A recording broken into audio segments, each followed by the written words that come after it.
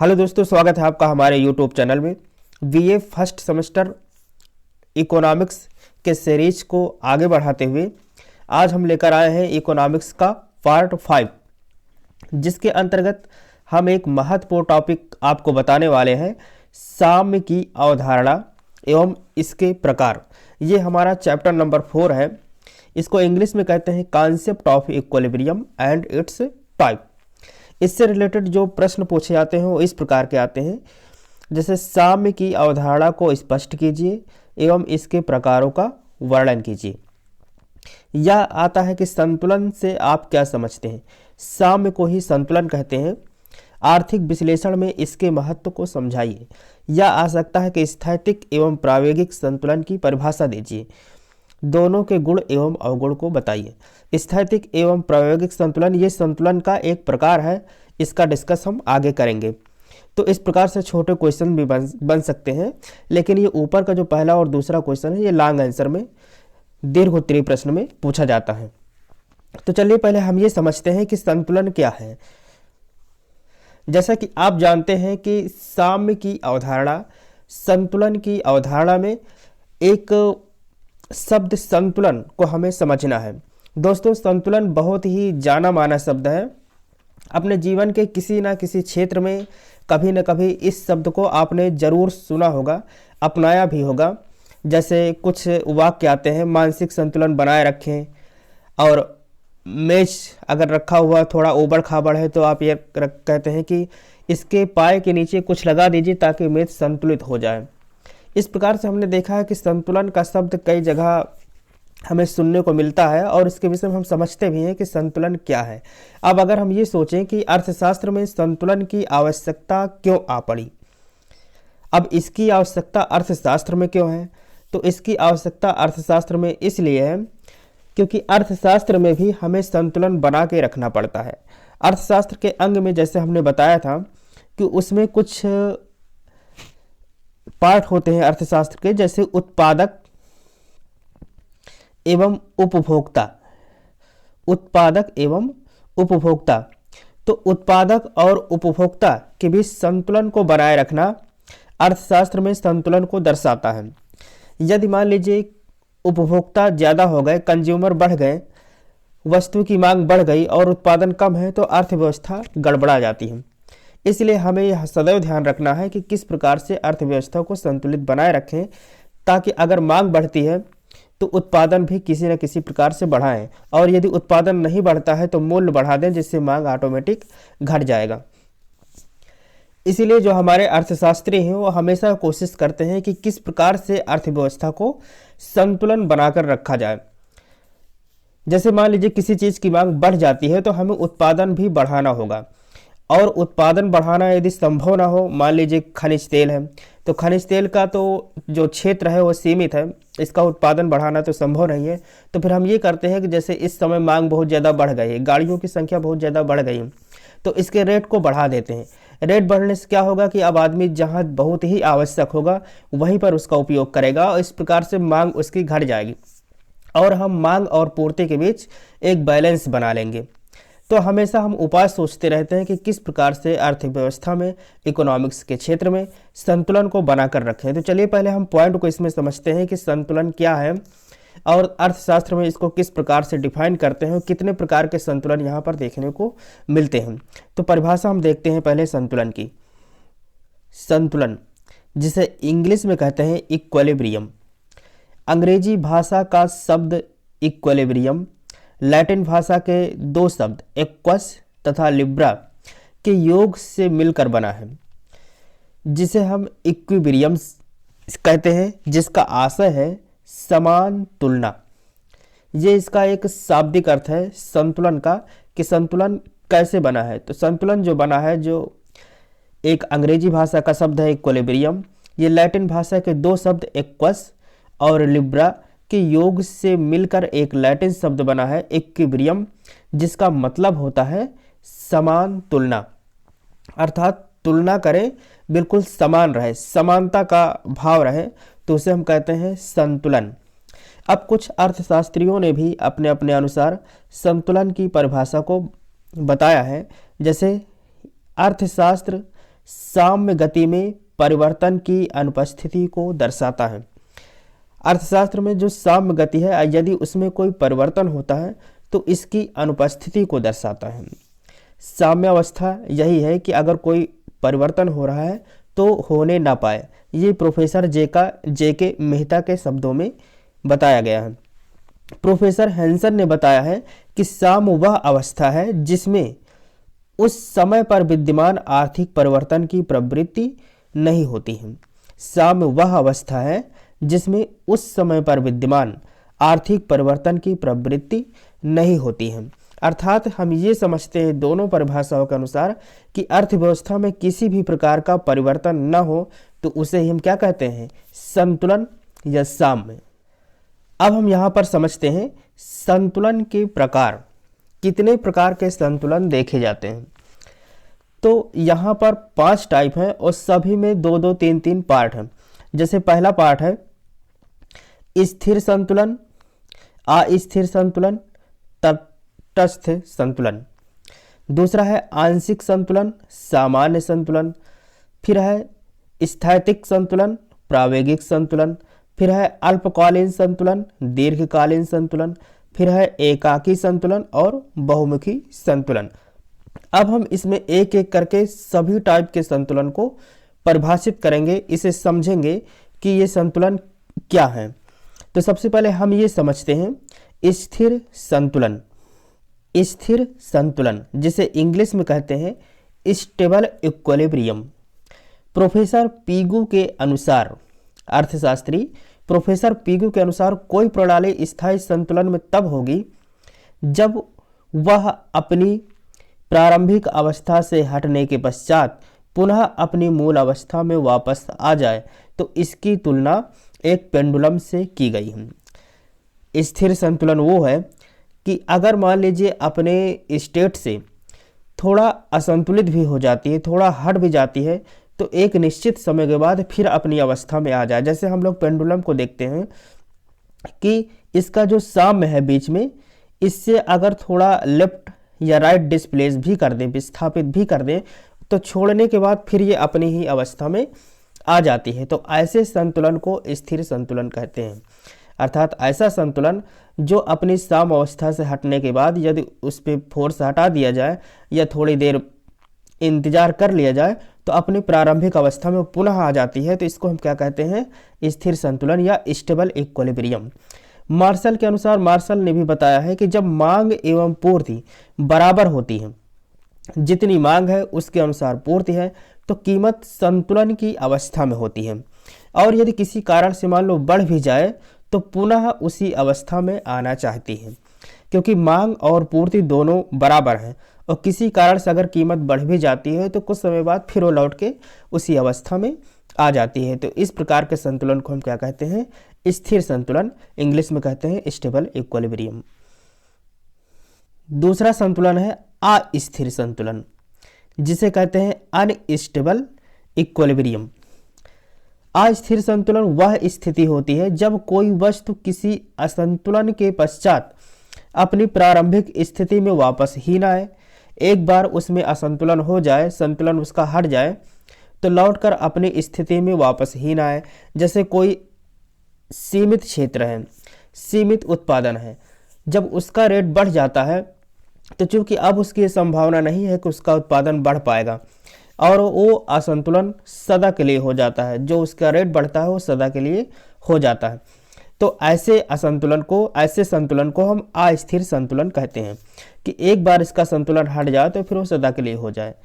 तीसरा संतुलन है तटस्थ संतुलन, न्यूट्रल इक्विलिब्रियम, जो अपने ही अवस्था में रहे, न घटे न बढ़े, तो उसे क्या कहते हैं, न्यूट्रल इक्विलिब्रियम। इस संतुलन में यदि कोई विघ्न भी मान लो उपस्थित हो जाता है तो उसका कोई विशेष प्रभाव नहीं पड़ता। तो ऐसे संतुलन को हम क्या कहते हैं, तटस्थ संतुलन। तटस्थ संतुलन को समझने के लिए जैसे मान लेते हैं हम अंडे का एग्जाम्पल लेते हैं, तो अंडा अपनी जिस भी अवस्था में रखा हुआ है, यदि उसे हम थोड़ा विघ्न भी डालें, थोड़ा उसको धक्का दें, तब भी उसके संतुलन में कोई असर नहीं पड़ता, क्योंकि उसका साइज ही ऐसा है।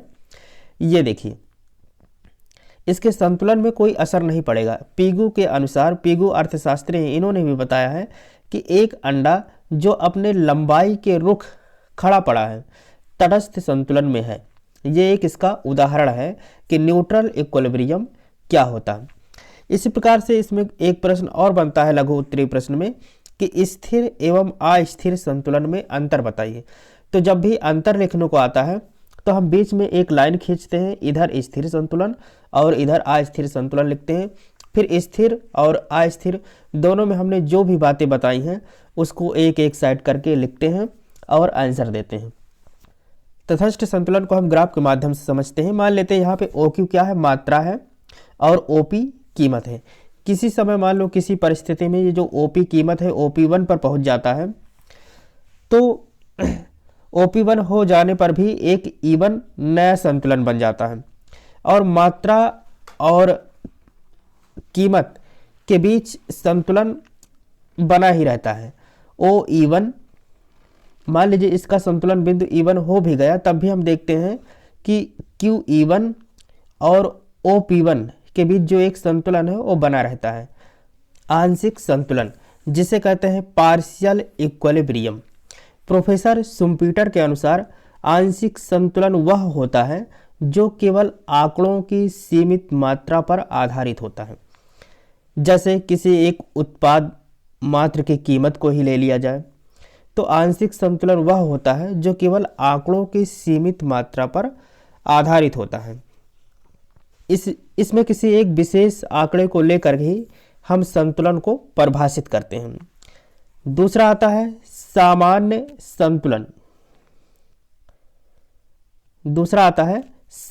संतुलन। जिसे कहते हैं जनरल इक्विलिब्रियम। इस संतुलन में किसी एक विशेष वस्तु अथवा इकाई का अध्ययन न करके संपूर्ण अर्थव्यवस्था का अध्ययन करते हैं। तो यहाँ पर देखा, जैसे हमने आंशिक संतुलन में किसी एक आंकड़े को लेकर अध्ययन करते हैं, लेकिन जो सामान्य संतुलन होता है इसमें संपूर्ण अर्थव्यवस्था का अध्ययन किया जाता है। स्टिगलर के अनुसार सामान्य संतुलन का सिद्धांत अर्थव्यवस्था के सभी भागों में पारस्परिक संबंधों का अध्ययन है। अर्थशास्त्री स्टिगलर ने कहा है कि जो सामान्य संतुलन होता है वो अर्थव्यवस्था के सभी भागों में पारस्परिक संबंधों का अध्ययन है। इसमें हम सब कुछ अध्ययन करते हैं कि जो मांग में समस्या आ रही है, अगर मान लो मांग में कमी हो रही है या मांग में वृद्धि हो रही है तो कहाँ कहाँ से इसका कारण बन रहा है। पूर्ति में कमी आ रही है या पूर्ति में वृद्धि हो रही है तो इसका कारण कहाँ कहाँ से है। मतलब पूरी अर्थव्यवस्था का हम अध्ययन करते हैं सामान्य संतुलन में। तीसरा है स्थैतिक संतुलन, जिसे इंग्लिश में कहते हैं static equilibrium. Professor J.K. Mehta के अनुसार स्थैतिक साम्य वह साम्य है जो अपने आप को विचारगत समय के बाहर भी बनाए रखता है। स्थैतिक का मतलब होता है एक तरीके से स्थिरता से, लेकिन स्थिरता का ये मतलब नहीं है कि अर्थशास्त्र में जो संतुलन वो बढ़े ही ना, गति ही न करे। गति वो करता रहता है, लेकिन जो संतुलन की दर है, जो बदलने की दर है, वो स्थिर रहता है। जैसे मान लीजिए एक एग्जांपल लेकर हम चलें। मान लीजिए एक वन है जिसमें पेड़ उगते हैं, बढ़ते हैं, नष्ट होते हैं, लेकिन समूचे वन की संरचना में कोई अंतर नहीं आता। जितने पेड़ काटे जाते हैं उतने ही उसमें बढ़ जाते हैं, उतने ही लगा दिए जाते हैं, तो उसमें जो वन की संरचना है उसमें कोई अंतर नहीं आता। जैसे जितना महंगाई बढ़ती है, अगर उतनी ही कमाई भी बढ़ने लगे तो हमारे ऊपर कोई विशेष प्रभाव नहीं पड़ता है।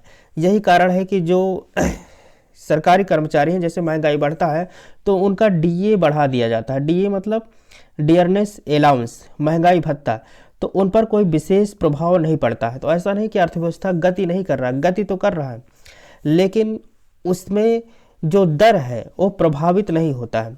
ऐसे संतुलन को हम स्थैतिक संतुलन कहते हैं, स्टैटिक इक्विलिब्रियम कहते हैं, अर्थात ये स्थिर है, इसमें कोई विशेष प्रभाव नहीं पड़ता है। अगला टाइप है प्रावेगिक संतुलन, जिसे हम कहते हैं dynamic equilibrium. Professor J.K. Mehta के अनुसार यदि साम्य निश्चित अवधि के बाहर नहीं बना रहता तो उसे प्रावेगिक साम्य कहते हैं। एक अवधि के पश्चात यदि साम्य बदल जाता है, संतुलन में परिवर्तन हो जाता है, तो उसे हम क्या कहते हैं? प्रावेगिक संतुलन कहते हैं।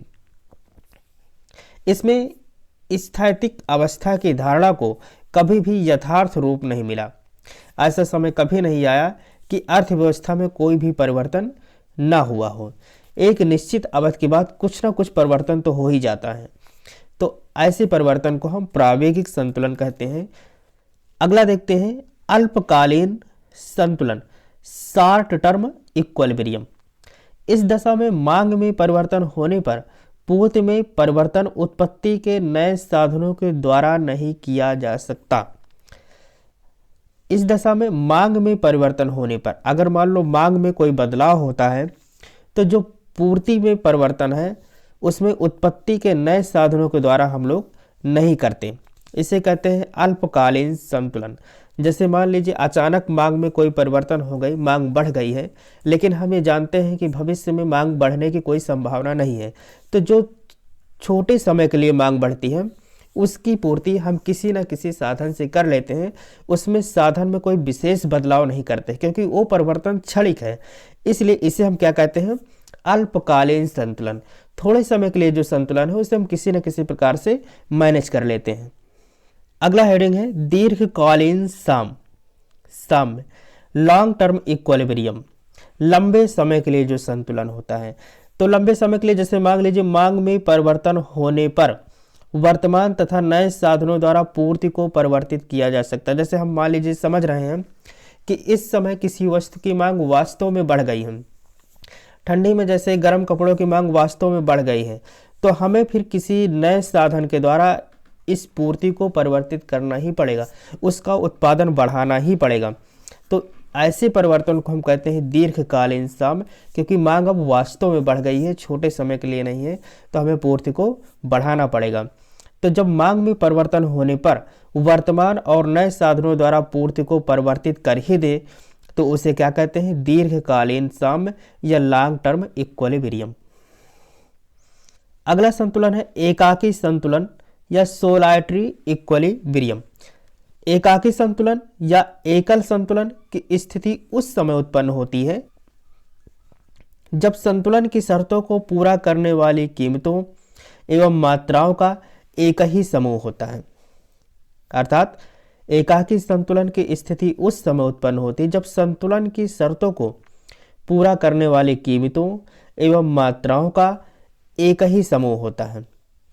तो इस प्रकार हमने समझा कि अर्थशास्त्र में संतुलन क्या होता है, संतुलन कितने प्रकार के होते हैं। अब अगली हेडिंग है आर्थिक विश्लेषण में महत्व। जो संतुलन हम समझते हैं अर्थशास्त्र में, उसको आर्थिक विश्लेषण में क्या महत्व दिया गया है। अर्थशास्त्र में संतुलन का आशय यह नहीं है कि संतुलन की स्थिति में गति ही नहीं होनी चाहिए, जैसे स्थैतिक संतुलन में हमने बताया है। तो अर्थशास्त्र में संतुलन का आशय यह नहीं है कि संतुलन की स्थिति में गति ही ना हो, बल्कि गति की दर में किसी प्रकार का परिवर्तन नहीं होना चाहिए।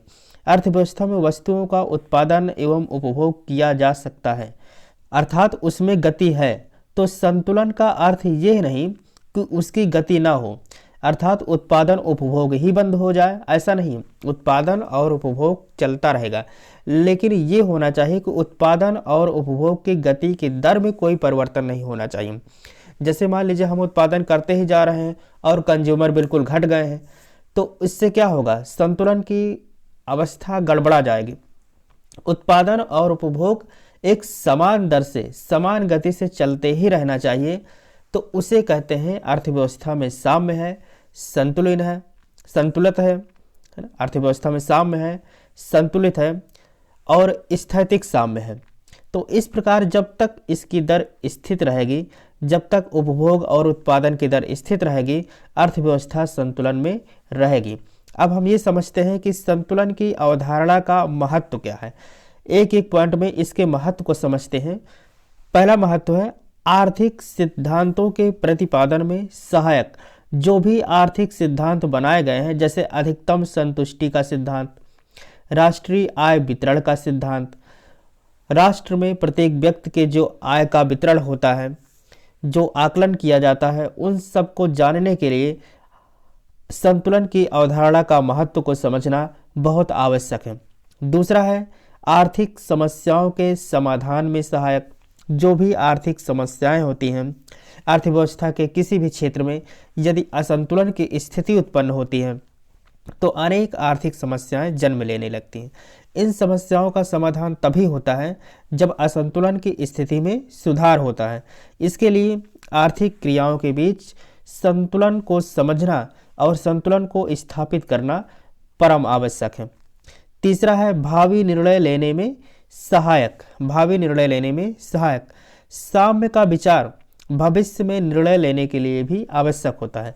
जो संतुलन हम पढ़ते हैं उसको भविष्य में निर्णय लेने के लिए भी आवश्यक माना जा सकता है, क्योंकि साम्य के आधार पर ही किसी वस्तु के मूल्य या वस्तु की मात्रा के संबंध में हम निर्णय ले सकते हैं कि इसका मूल्य किस प्रकार से बढ़ाया जाए, मात्रा को किस प्रकार से बढ़ाया जाए, ताकि साम्य अवस्था पर कोई प्रभाव ना पड़े।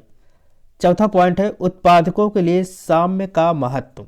जो उत्पादक हैं उनके लिए भी साम्य का क्या महत्व है। कोई भी उत्पादक है, कोई भी प्रोड्यूसर है, वो अधिकतम लाभ प्राप्त करना चाहता है, ये तो आप जानते हैं।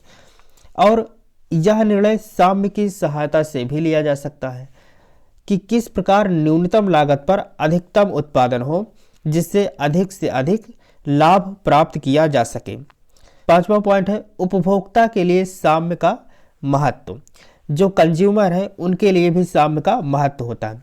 जो कंज्यूमर हैं वो वैकल्पिक उपयोग वाले सीमित साधनों का उपयोग इस प्रकार करने का प्रयत्न करते हैं कि अधिक से अधिक संतुष्टि की प्राप्ति हो, और ऐसा तभी संभव हो पाता है जब उनकी आवश्यकताओं और वैकल्पिक उपयोग वाले साधनों के मध्य साम्य स्थापित हो जाए।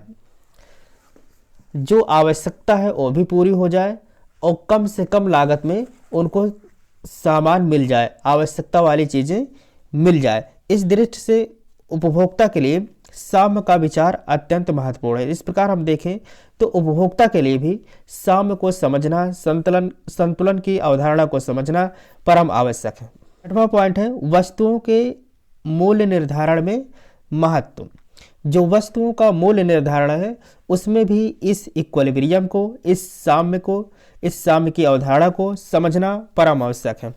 जैसे पूर्ण, अपूर्ण व एक अधिकारात्मक प्रतियोगिता आदि विभिन्न स्थितियों में वस्तुओं के मूल्य का निर्धारण साम्य विश्लेषण के आधार पर उस बिंदु पर निर्धारित होते हैं जहां वस्तु की मांग और पूर्ति में साम्य स्थापित हो जाता है। अगला पॉइंट है आर्थिक नीतियों के निर्माण में सहायक।